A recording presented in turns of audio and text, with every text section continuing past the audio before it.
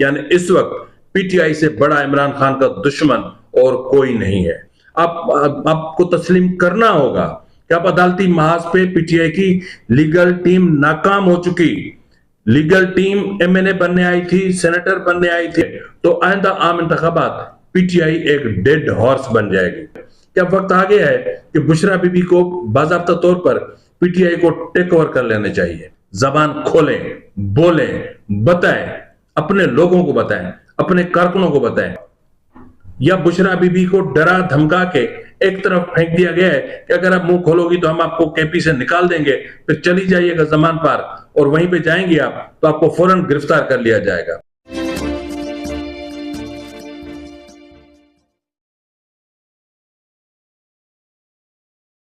बिस्मिल्लाहिर्रहमानिर्रहीम। अस्सलाम वालेकुम नाज़रीन, ये फरवाज एनबी न्यूज़ और मैं हूं आपका मेज़बान नवाज भुट्टो।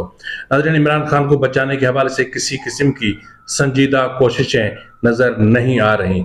इस वक्त जब इमरान खान बहुत ज़्यादा ख़तरे में है, जब इमरान खान के हवाले से कई किस्म के शकों को शुबात पाए जा रहे हैं, तो ठीक उसी वक्त पीटीआई रहनुमा आपस में गुत्थम गुत्था है। इस वक्त पीटीआई में मजमूई तौर पर कितनी आरा पाई जाती हैं, इस पर आज हम तफसील से इस व्लॉग में बात करेंगे और मैं आपको बताऊंगा कि क्या ये मुनासिब वक्त है कि बुशरा बीबी टेक ओवर कर लें पीटीआई को बाज़ाब्ता तौर पर। अब उनको खुलकर बाहर आना चाहिए। क्या उनको चाहिए कि वो फाइनल कॉल की नाकामी का मलबा अपने कांधों से हटाकर और फिर जो है वो उन असल चेहरों को, उन असल किरदारों को बेनकाब करे जिनकी वजह से फाइनल कॉल को नाकामी का सामना करना पड़ा, या पीटीआई को बहुत बड़ी रुसवाई का सामना करना पड़ा। क्या इस वक्त जिस तरीके से झूठ घड़े जा रहे हैं, या जिस तरीके से झूठे बयानिए घड़े जा रहे हैं, या जिस तरीके से या जो नैरेटिव अख्तियार किया गया है, क्या ये नैरेटिव इमरान खान को बचा सकता है? कतई नहीं बचा सकता। इसके अलावा आज के व्लॉग में हम बात करेंगे कि एक्स सर्विसमैन सोसाइटी एक बार फिर मुतहरिक हो गई है। एक्स सर्विसमैन सोसाइटी जब भी मुतहरिक होती है उस वक्त मुल्क में कुछ ना कुछ होने जा रहा होता है। मुल्क में क्या होने जा रहा है या क्या हो सकता है, इस पर भी हम आज के व्लॉग में तफसील से बात करेंगे। आपसे छोटी सी गुजारिश कि अगर आपको मेरा व्लॉग अच्छा लगे तो मेहरबानी करके मेरे चैनल को लाइक करें, सब्सक्राइब करें, शेयर करें, बेल आइकन जरूर दबा दें ताकि बर वक्त आप तक मेरे व्लॉग्स पहुंच सकें। नाज़रीन, सबसे पहले हम इब्तिदा कर लेते हैं सर्विसमैन सोसाइटी से। ये एक्स सर्विसमैन सोसाइटी पाकिस्तान है, उनके सदर हैं lieutenant general retired Abdul Qayyum. ये एक्स सर्विसमैन सोसाइटी रिटायर्ड फौजियों की एक ऑर्गेनाइजेशन है, ये एक तंजीम है।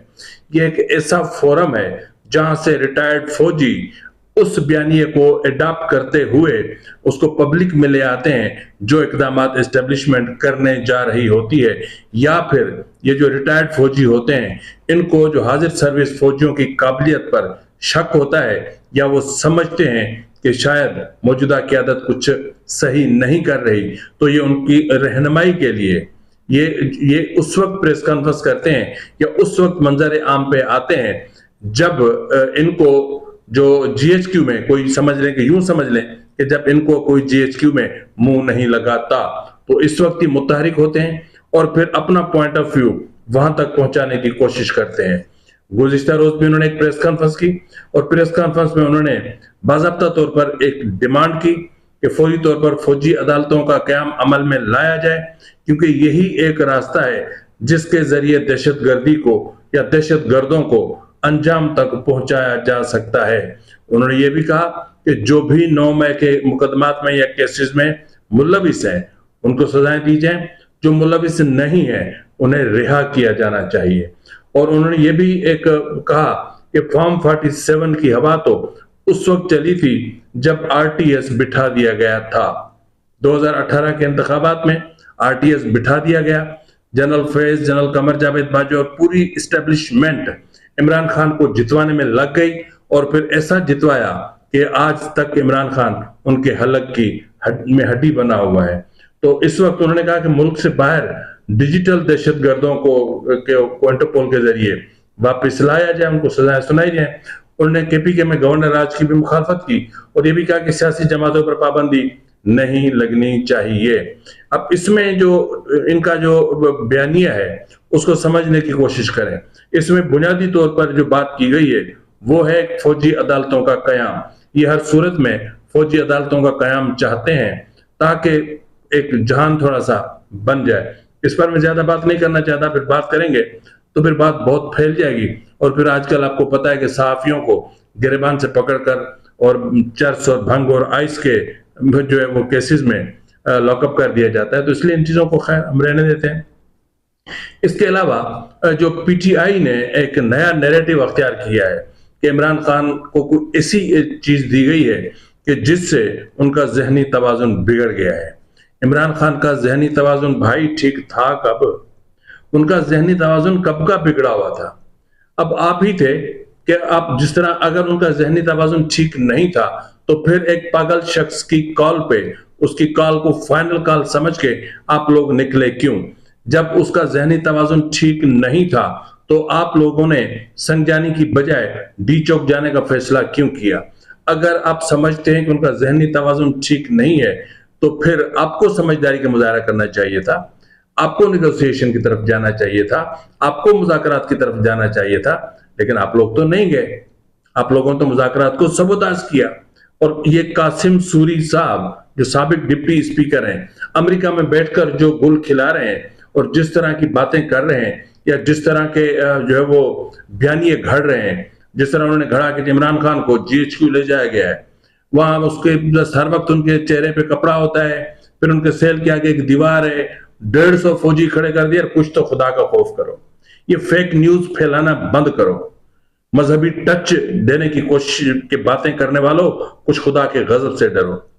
आप खामखा के लिए हादसाती लीडर हो तो जो आपकी इज्जत और जो भरम है ना उसको रहने दो। आप ये फेक न्यूज फैलाकर किस चीज का इंतजार पैदा करना चाह रहे हैं? पीटीआई आज इसी फेक न्यूज की वजह से तो इस झमेले में फंसी हुई है। 24 नवंबर की जो फाइनल कॉल थी उसके उस हवाले से जो फेक न्यूज फैलाई गई और इस वक्त आर्टिफिशियल इंटेलिजेंस के जरिए जिस तरह की वीडियोस बनाकर और पाकिस्तान को नुकसान पहुंचाने की कोशिश की जा रही है कि आप नहीं जानते। और फिर जब आज गुज़िश्ता रोज वजारत दाखिला ने एक वजाहत जारी की और ये वजाहत अपने आप में बहुत माना रखती है।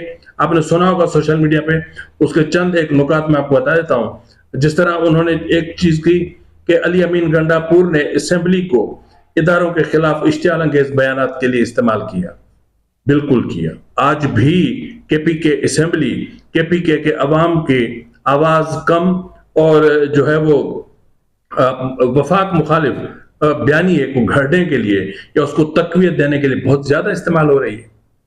जब मैं आपको मुतवातिर कह रहा था कि उधर पारा चनार में खून की होली खेली जा रही है, लोग मारे जा रहे हैं, आज नेशनल मीडिया जिसको मतलब मुझे हैरत होती है कि नेशनल मीडिया को कुछ चीजें नजर क्यों नहीं आती। अगर नेशनल मीडिया एक टके की बात को एक बहुत बड़ा उसकी हाइप क्रिएट करके और तूफान खड़ा कर सकता है, तो अगर वहां पर थोड़ी सी हाइप क्रिएट कर दी जाती तो कितनी जिंदगियां बच सकती थी। फिर ये कहना कि जी इन्होंने गैर मामूली मराहत हासिल की, फिर इमरान खान से मुलाकातें की और बहुत कुछ। और आखिर में एक चीज ये भी कहा गया है कि जो मुराद सईद है उन्होंने कहा कि जी तकरीबन सख्तगीर 1500 सख्तगीर शरपसंद और जो है उनकी क़यादत मुराद सईद कर रहा था। अताउल्लाह तारड़ साहब कह रहे हैं कि मुराद सईद सीएम हाउस पेशावर में मफरूर, और मुराद सईद पेशावर में छुपा रूपोश है और वहीं से लाशें गिराने का उसने मंसूबा बनाया। अफसोस होता है, वजारत दिफा पर भी अफसोस होता है और अताउल्लाह तारड़ साहब की सोच पर भी अफसोस होता है। जब वो इतना सब कुछ हुआ तो कम से कम आप एविडेंस तो दिखाओ कि ये है मुराद सईद। आपके सेफ सिटी कैमरे हैं, आपकी चारों तरफ दुकानें, कारोबार, घर, बेंगलोर, हर तरफ सीसीटीवी कैमरे लगे हुए हैं। कहीं से तो आप कुछ ले लेते, कुछ तो बताते कि ये है मुराद सईद, ये शरपसंदों की क़यादत कर रहे हैं, ये आ रहे हैं, ये इनके पास असला है। असला बरामद हुआ, हम इत्तफाक करते हैं, गलत हुआ, हम इत्तफाक करते हैं। इस्लामाबाद पर जो जिस तरीके से एक हमलावर हुए, ये हम आपसे इत्तफाक करते हैं। खून खराबे की मनसूबाबंदी थी, ये मैं आपको पहले कह चुका हूं। टीटीपी के दहशतगर्द इनमें थे जो नेशनल असेंबली को, ईवान सदर को, प्राइम मिनिस्टर्स हाउस को, सेनेट को नुकसान पहुंचाना चाह रहे थे और वहां एक बड़ी दहशतगर्दी का मंसूबा बनाकर आए थे, तो इसमें कोई शक की गुंजाइश तो नहीं रह जाती। तो बहरहाल गलत चीजें मत किया करें, जो बात हो ना उसको करें। फिर आप में और उनमें क्या फर्क रह जाता है? आप जो नैरेटिव अख्तियार करते हो उस पर एक लम्हे में कितने शकूक व शुबहात पैदा हो जाते हैं। जहां हम आपकी सपोर्ट कर भी रहे हो तो भी हमें पीछे हटना पड़ता है।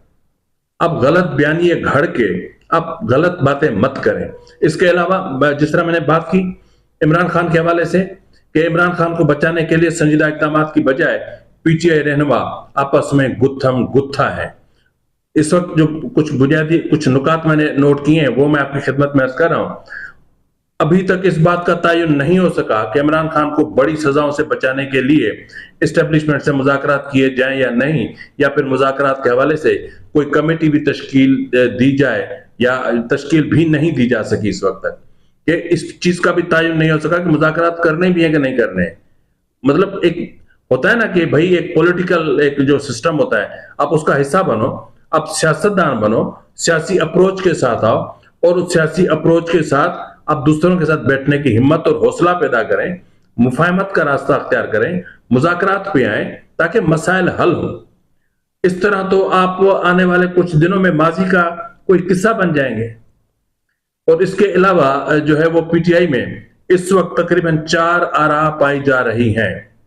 एक राय यह है कि मुज़ाकरात बिला ताखीर शुरू किए जाएं, उसके लिए राब्ते किए जाएं, फौरी तौर पर कमेटी तश्कील दी जाए जो इस्टेब्लिशमेंट से मुज़ाकरात करे। इस्टेब्लिशमेंट मुज़ाकरात ना भी करे तो इस्टेब्लिशमेंट के नुमाइंदे जो हुकूमत में बैठे हैं उनसे ही मुज़ाकरात किए जाए, जिस तरह पहले किए थे आपने अनवर हक काकड़ साहब से किए थे, आपने मोहसिन नकवी से किए थे, आपने राना सनाउल्लाह से किए थे।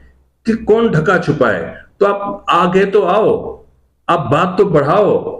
आप क्या कहूं मैं। अच्छा, दूसरी राय ये पाई जाती है कि मुज़ाकरात की बजाय मुज़ाहमत का रास्ता अख्तियार किया जाए और एक और हतमी लॉन्ग मार्च का ऐलान हो ताकि हुकूमत को मुज़ाकरात की टेबल पर लाकर ज्यादा से ज्यादा मुतालबात मनवाए जा सकें। भाई इस वक्त मुतालबात की बात नहीं है, इस वक्त आपके कायद आपके रहनुमा इमरान खान को बचाने की बात है। आप तो उसको बचाने की बजाय उल्टा कभी आप उसको पागल कह देते हैं, कभी आपके लोग कहते हैं कि उनकी जिंदगी को खतरा है, कभी कहते हैं उनको जहर दे दिया गया है। अब एक तो पहले ही प्रेशर में है, अब उल्टा उसको दबाव में डालने की कोशिश करते हैं। ये खबरें उन तक भी तो पहुंचती होंगी ना। आज जिस दौर में हम जी रहे हैं ये कैसे मुमकिन है कि जो बातें आप कर रहे हो वो वहां न पहुंच रही हो। अब ज्यादा मुतालबात मनवाने के लिए आप फिर क्या करेंगे? अब फिर जो स्टेट मशीनरी यूज करेंगे, फिर हुकूमती मशीनरी यूज करेंगे, फिर हुकूमती पैसा बर्बाद करेंगे। क्या करेंगे आप? क्यों केपीके के अवाम से आप दुश्मनी कर रहे हैं? क्यों उनके मसाइल हल करने की बजाय उनके लिए आप मुश्किलात पैदा कर रहे हैं, उनकी तकलीफ आप बढ़ा रहे हैं? जिस तरह इस वक्त केपीके दहशतगर्दी की जद में है, आज भी एक कैप्टन समेत 2 जवान शहीद हुए हैं। उधर पारा चनार में 6 जवान शहीद हुए हैं। इधर मैं आपको कल भी बता चुका हूं, और अगर आज मैं आपको थोड़ा सा बता दूं आपकी याद दहानी के लिए, आप आजकल लाशें खेल रहे हो ना, मैंने कल भी आपको बताया था कि सिर्फ जो है पिछले 11 माह के दौरान 1226 शहीद हुए हैं, आम शहरी जां बहक हुए हैं। उनमें सिविलियंस हैं, उनमें पाक फौज के, लेवीज के, फ्रंटियर कांस्टेबलरी के, उसमें रेंजर्स के जवान शामिल हैं। 11 माह में जो है वो 1226। और इसके अलावा ये छोटा ये 730 वाकयात हुए हैं। इसके अलावा पिछले 2 माह के दौरान 350 अफराद जां बहक हो चुके हैं। और 2020 से लेकर नवंबर 2024 तक 31,000 जां बहक हो चुके हैं, 22,000 सिविलियंस हैं, 9,000 फौजी जवान शहीद हुए हैं। तो मतलब अब किस तरफ मुल्क को ले जाना चाह रहे हैं? किस तरफ आप सूबे को ले जाना चाह रहे हैं? आपको पता होना चाहिए कि अपना केपीके वो सूबा है कि उसके ऊपर अफगानिस्तान है, और अफगानिस्तान एक फैसिलिटेटर है रॉ का, और वहां से सब कुछ हो रहा है। तो आप क्यों नहीं जो है वो अपने मुल्क पे तरस खाते, क्यों नहीं अपने मुल्क पे रहम करते? क्यों आप ये इस तरह के प्रोपेगेंडास करके अफवाहें फैला के और आर्टिफिशियल इंटेलिजेंस के जरिए लाशें दिखा के अपने मुल्क के वकार को मजरूह कर रहे हो? अब जी इसके अलावा तीसरी राय ये पाई जाती है कि बुशरा बीबी को क़यादत के लिए फ्री हैंड दिया जाए और उनकी बाज़ाब्ता तौर पर सियासत में एंट्री करवाई जाए, ताकि जोश पैदा हो कारकुनों में, एक नया वलवला पैदा हो, ताकि पीटीआई को फिर से मुनज़्ज़म किया जा सके। तो इसलिए एक राय ये भी है। चौथी राय ये है कि बुशरा बीबी को पीटीआई और इमरान खान से दूर किया जाए, ताकि पार्टी को मजीद नुकसानात से बचाया जा सके। हैरत होती है कि इस तरह की बातें भी होती हैं। अब इसी तरह देखें तो पीटीआई रहनुमाओं और पार्टी की हालत देखकर ऐसा लगता है कि जैसे फाइनल कॉल की नाकामी के बाद पीटीआई का शिराजा ही बिखर चुका है। अगर यही सूरत हाल आने वाले चंद माह तक जारी रही तो इमरान खान को बड़ी सजाओं का सामना करना पड़ सकता है। यानी इस वक्त पीटीआई से बड़ा इमरान खान का दुश्मन और कोई नहीं है। जो पीटीआई के रहनुमा इस वक्त जिस तरह दस्तो गिरेबान हैं, पीटीआई के रहनुमा इस वक्त जिस तरह एक दूसरे के जो है वो बालों को नोच रहे हैं, इस वक्त जिस तरह एक दूसरों के गिरेबान फाड़ रहे हैं, इस वक्त जिस तरह अपनी नाकामियों को छुपाने के लिए इस्तीफों की धमकियों की आड़ ले रहे हैं, तो ऐसी सूरत हाल में क्या क्या करेंगे आप? अपने कायद को कहां तक बचाएंगे आप अपने चेयरमैन को कहां तक बचाएंगे? नहीं बचा पा रहे आपको तस्लीम करना होगा कि आप अदालती महाज पे पीटीआई की लीगल टीम नाकाम हो चुकी। लीगल टीम एमएनए बनने आई थी, सेनेटर बनने आई थी, बन गए। अब इमरान जेल में जितना ज्यादा अरसा रहेगा, जाहिर है कि इनका फायदा है ना। ये जो काले कोट वाले आपने बिठाए हुए हैं, फायदा इनका है। तो जाहिर है वो पार्टी को उसी साइज में रखेंगे जिस साइज में पार्टी उनके लिए मुफीद होगी। इसके अलावा अगर आप देखें तो आइंदा आम इंतखाबात तक पीटीआई, अगर ये इस वक्त जो सूरत हाल है, अगर ये सूरत हाल यूं ही रहती है, जूं की तू रहती है, तो आइंदा आम इंतखाबात पीटीआई एक डेड हॉर्स बन जाएगी। तो इसलिए मैं कहता हूं, मेरा अपना पॉइंट ऑफ व्यू है कि अब वक्त आ गया है कि बुशरा बीबी को बाज़ाब्ता तौर पर पीटीआई को टेक ओवर कर लेना चाहिए और उनके कांधों पर जो फाइनल कॉल की नाकामी का मलबा डाला गया है उसे उतार फेंके और असल किरदारों को बेनकाब करे। जो फाइनल कॉल के हवाले से मुज़ाकरात को सबोताज कर रहे थे, इमरान और बुशरा को मिसगाइड कर रहे थे, और इसलिए बुशरा बीबी को इस वक्त चाहिए कि दूसरों को दर्स देने की बजाय खुद खौफ के बुत तोड़े, खुद खौफ के बुत तोड़ के फ्रंट पे आए, जबान खोलें, बोलें, बताएं, अपने लोगों को बताएं, अपने कारकुनों को बताएं। ये गालब गलोच, बेगैरत, बेशरम, टर करना, इस तरह की ये लैंग्वेज नहीं चलती। ये लैंग्वेज डिक्टेटरशिप और आमराना रविश तो हो सकती है, ये पॉलिटिकल अप्रोच नहीं है, ये पॉलिटिकल सोच नहीं है ये। तो इसलिए या तो आप अपना कद इतना बढ़ा लें कि आप फिर जो है वो इस तरह की बातें करें। अभी तो आप अंडे से निकली ही नहीं है, अभी तो आपके अंडे से सिर्फ चोंच निकली है।